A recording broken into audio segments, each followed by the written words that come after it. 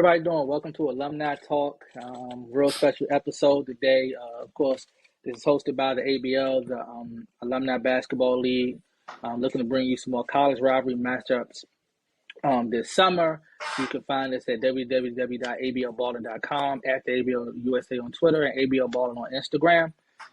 This podcast brings you content with different ball players, basketball players who's played in college, and speaking of alumni experience and things they have going on now. Today we have a special guest, and Walt Williams, the Wizard, from the University of Maryland, who participated in the first ABL game. But just to get started, Walt, what got you started playing ball, man? I know a lot of people don't realize back in the day it wasn't, AAU driven and personal trainer driven. You kind of just, had to find your way. So kind of talk about how you got started out in the game.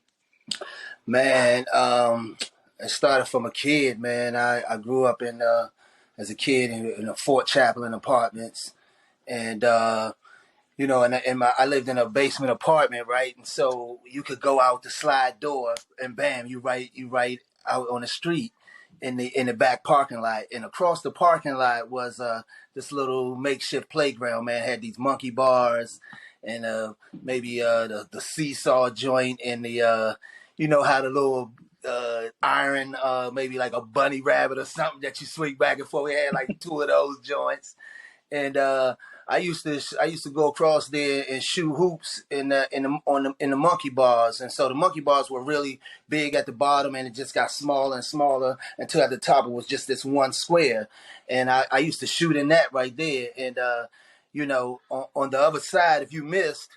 The playground kind of set up on a hill, so and the parking lot was on a hill as well. So if you missed a shot, it would go over the fence and roll down the hill and then roll down the parking lot hill, man. So very early on, I learned how to focus on making shots. But my first experience of playing the game was actually not on a basketball court for real. It was on the playground monkey bars and stuff like that, shooting in trash cans, and because I just had a love for the game. Man, one thing you did was you came up through the public school system, which is something that these kids don't know much about. They're always ready to run the public school. So before Crossland, did you play middle school ball, or you Yeah, we didn't have middle school basketball. We had intramurals maybe where we would play against each other, our classmates and stuff like that maybe at times. But nah, man, my extent was just in the back of Benjamin Started. It had these 3 full courts back there. And, man, we used to get it on the houses versus the apartments and the local and apartments and stuff like that, man. And so it was always crowded there. It was always a sense of urgency in playing the game because if you lost, it was hours before you got a chance to play again, and so, I was a young boy out there playing with the older dudes and, my experience was just on the blacktop. I actually didn't play for a team until I was in high school. So wow. I was street ball player until high school. So you get to Crossland. I think you went to the state championship 3 years in a row. Yeah. So how many did you win? What was that like? See, there you go, Three straight. There you go. So yeah, man, I'm gonna tell you something. What was cool about that run, man, my 3 years on varsity is that man, I believe our record was like something like 72, 73, and 6. And 3 of those losses that we had were out of town in Christmas tournaments. We went to a tournament up in Camden, New Jersey, and then we went to another one in Virginia, I believe. No, I'm sorry, in Boston, I believe, and where we lost one up there. So 3 of our losses came out of town, and then I had one regular season loss against I believe who was it? High Point, maybe. High Point. And, that my only other 2 were losses to in the championship game. So, we won in 86, lost in 87 and 88. Actually, in 88, we were 26-0 and lost in the championship game. So it was absolutely a learning lesson for me. I tell you, the biggest thing that I learned, Rick, was that because I was the most talented player on the team, but I didn't. My mentality wasn't that. It was just in my game. It wasn't in my mentality, and so I think that we suffered as a team because the most talented guy was not the leader of the team, and so but I learned from that, and so that's why you saw the difference in my mentality and in my approach to the game when I was in college and at the University of Maryland. I mean, that's a lot of success. People don't understand how hard it is to win at the high school level. Yeah. Oh, that Specifically was in talent, your man. era, man, Oof. it's so hard. I mean, you're talking about, your state, you got hundreds of high schools. So to just make it to the Final Four in your class, 4A, 3A, whatever, it's just really, really hard to do. So, through Crossland, now your recruitment comes up. So, I'm sure you had everybody looking at you. So, and I know you detailed it in your book, which we'll talk about. But so what does your recruitment look like? Well, actually, early on, man, I because this type of thing I wasn't used to it. I didn't know what it all entailed. For me, I was just playing basketball. I did not take the recruiting process that serious at all. Right. It was just flattering to know that these schools were recruiting me. With schools like Villanova. North Carolina, Wake Forest. So just a host of major D1 schools. I had no idea what that meant, and so the only thing for me was just I have been watching. I grew up a Georgetown Hoya fan, right, as a kid, and then I saw Len Bias, man, and man, that dude changed me forever. I mean, that jumper was so beautiful, and all of a sudden, I just started following him like crazy, man. And then next thing you know, I was a Maryland University of Maryland fan, and so the circumstances surrounding that made me want to go to the University of Maryland even more, following his footsteps.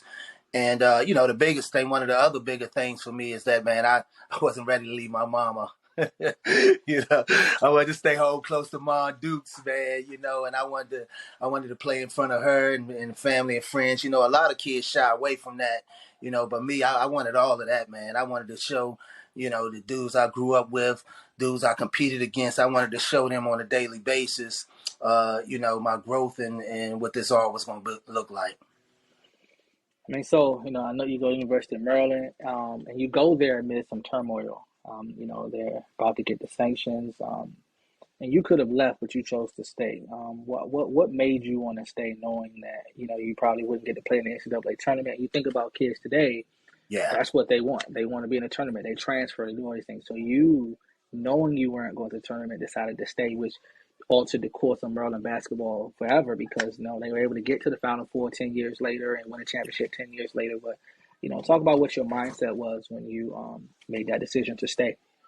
Well, it starts from man the way I grew up. This summer right here, it'll be my 53rd annual family reunion I go to every summer, man. It's just sick, and just family, man. I know about what family is and how you hang in there with each other. And so my recruiting process when I started, Coach Wade was the coach at Maryland, and he came to my home and just talking to my mom and dad. And the biggest thing that stood out to me was his mannerisms, man. He and the way he talked, who he was. It reminded me so much of my grandfather, my mother's father, and he had me right there, along with the other factors that I mentioned earlier about my mom and Len Bias. And so when I got a chance to sit down and hear Coach Wade, it was a done deal for me. It just felt like family. Like I said, he reminded me of my grandfather, and so and then the relationship begins. And now I'm there with my boys, and they become my brothers.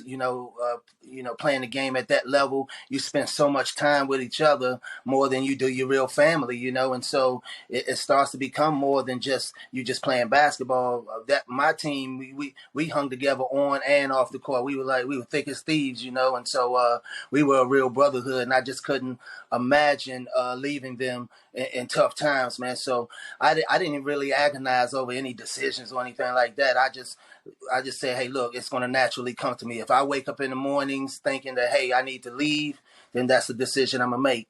But I woke up every morning thinking to myself, man, I'm going to show them, they think this about the University of Maryland, they think that, but watch when those lights come on, watch what's going to happen. And so that's what I thought about. And, I was on a mission. I felt like, we had something to prove, and that's what I wanted to do. So once you got there, you was it senior year? You set the record for most consecutive 30-point games. Yeah. In the ACC. 30 and 20. Yeah. I'm pretty sure you'll probably never see that on that. That's something that'll stand forever. So now it's time to think about, you're about to get drafted. You're preparing for the draft. What did draft preparation look like then compared to now? And just kind of talk that, and then also, how your 10 years in the NBA, what do you feel was like your greatest moment of being in the NBA?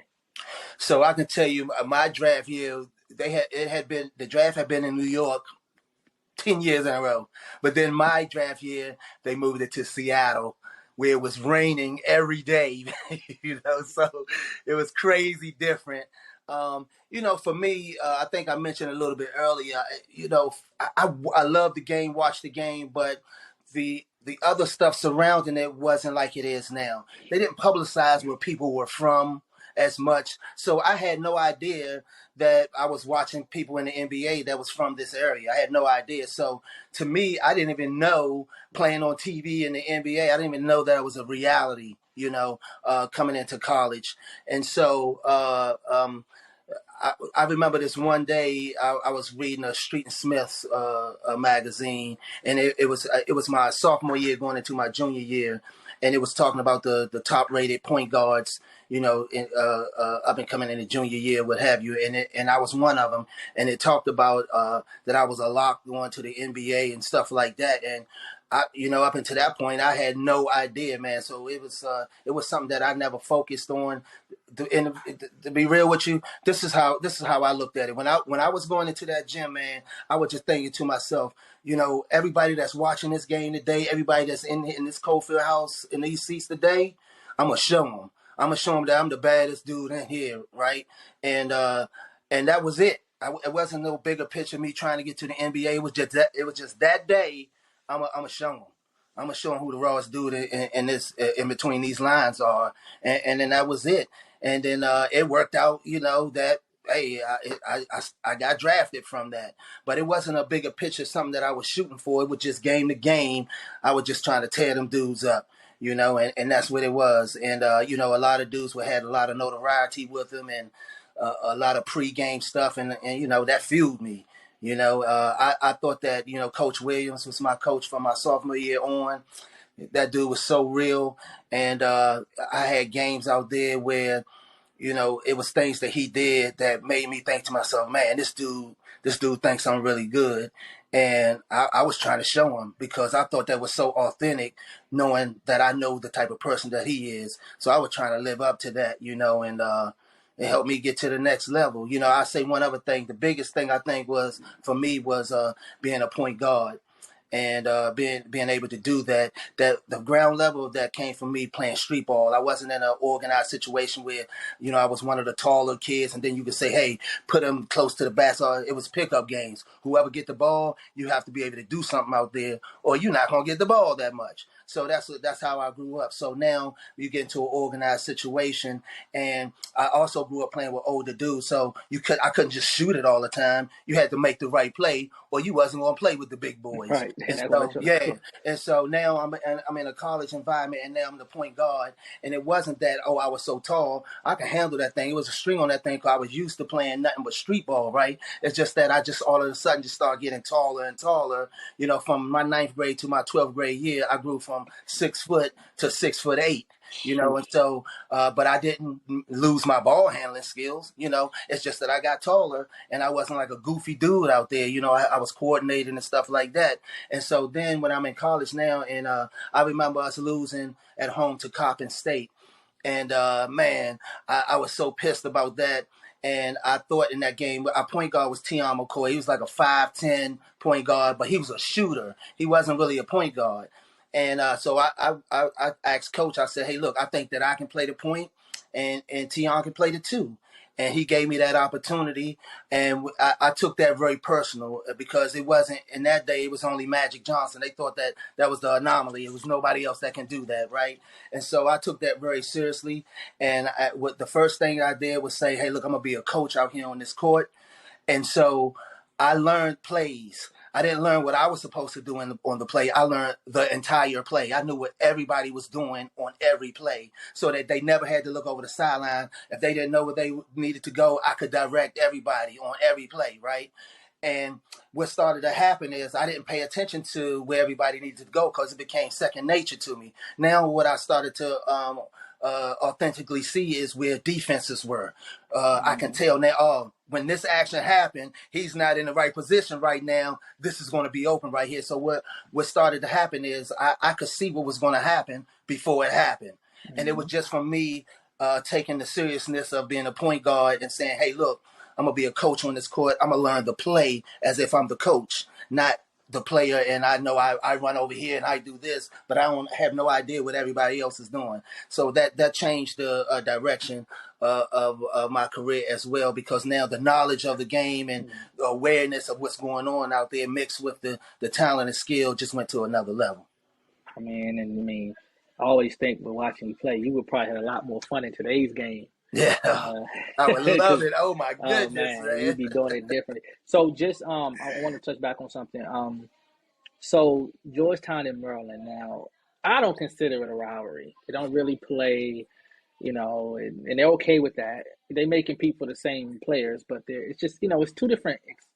It's not the North Carolina Duke that people think about, right?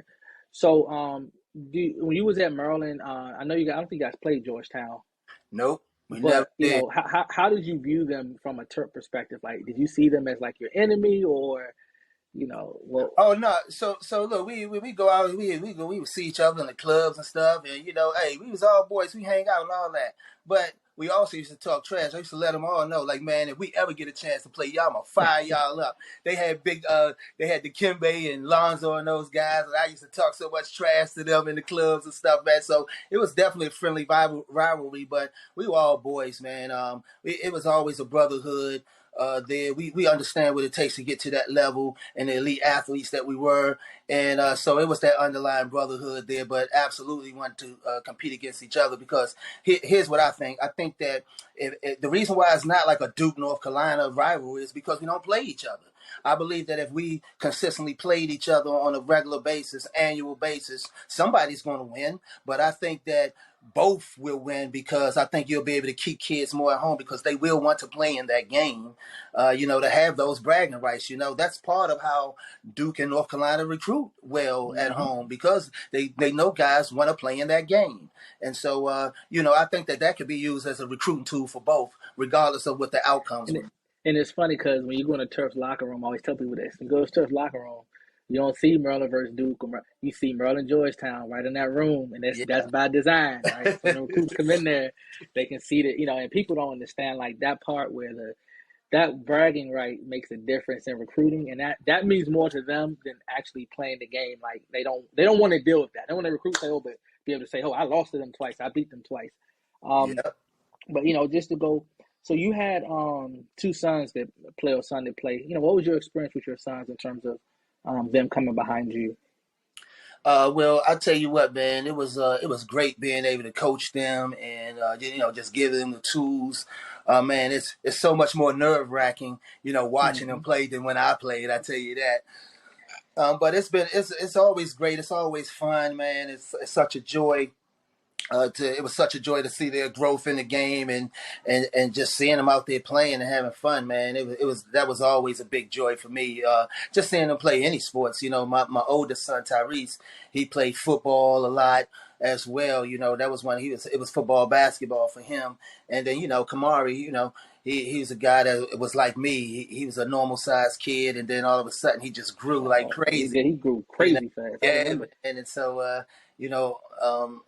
basketball is what you gravitate to, and so it's just always been fun to watch them and go through those experiences with them, and kind of compare my time into how things are done now, and so that it was just great experience all the way around. So I got a few more questions for you before we wrap up. Being Yeah. at that ABL game, what was that like? I know the Terps took one. How did you feel that event went? Well, I can tell you this. You can see that Georgetown took it a lot more serious than Maryland did, that's for sure.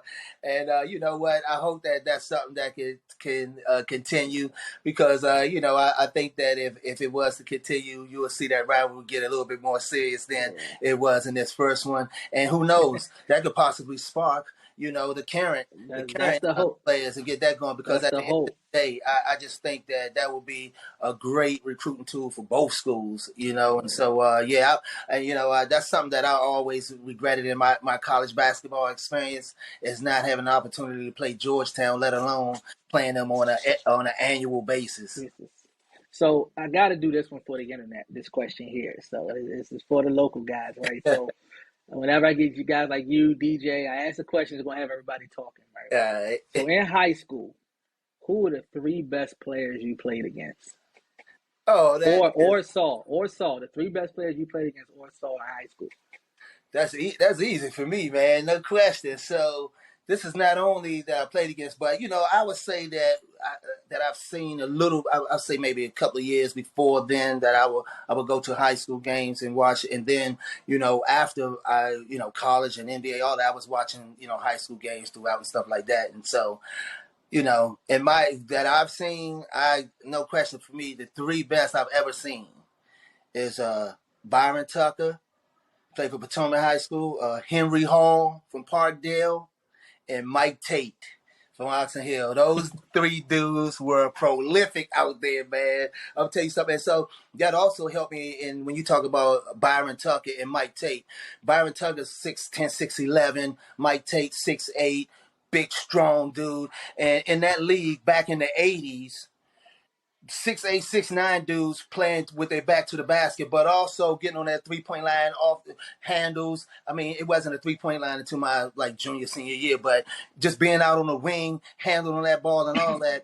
These bigs were doing that in the 80s that I was playing against, right, in high school. So now when I go into college and I'm handling the ball, it was a seamless transition for me because I was used to that, not only from just pickup games, but also in my high school environment. So that's not only a testament to the caliber of player that I played against, but the coaches to be able to adapt to that. They were doing that in the 80s, man. How the game is played now, we were playing that way in high school in the 80s. And so the coaches did not restrict us. They saw the talent level that we had, and, man, the landscape was open for us. Man, no, man. That was a great time for specifically public school. When you think about where it's come from then and now, hopefully public school will come back. Last question for you, man. Just talk to me. Well, last thing for us, just talk to us about anything you have going on now that we can support you with. I know you're doing your radio thing, so anything we can support you with. That's what's up. Yeah. So, of course, I'm on the radio for the Terps home games, always cheering them on. Go Terps and nobody else. And so also right behind me right here, I have a book. Me and Tony Massenberg, we wrote about Len Bias. And, he was had such great impact on us as people and our careers. And so, many know about the circumstances surrounding his death, but few know about the impact that he had on the community, on and off the court, guys on and off the court, the University of Maryland, the athletic program, and all of those things. People don't know the impact that he had there. So we wanted to make sure that everyone knew the greatness that, talk about the greatness that he had and who he was to us and what he meant to us. Also, I got over here is my vodka brand. It's called Clutch Vodka. We out here in Total Wines as well, in the local area. So we all over, man. And so This is a smooth vodka, man. We take our vodka through a coconut filtration process, man. Give you that smooth, premium, clean taste, and so gluten free, no sugar, no carbs. So man, yeah, man, just happy to get this brand up and going. And one of my partners, Jose Chanchez, from the show The Game. We working hard to get this thing off and running. So whenever you see it out there, support. You can go to our website, clutchspirits.com. You can follow us on Facebook and Instagram at clutchvodka.com, and we're on Instagram. I mean, on what's the other one, brother? What's the other one? Twitter. Yeah, we're on Twitter at Clutch Spirits. At Clutch Spirits on Twitter. So you can tell how much I'm into the social media, man. I'm still writing things down on index cards. That's all right. But no, what I want you to do is send me the logo and stuff so we can put it on the flyer, advertising flyer for the show.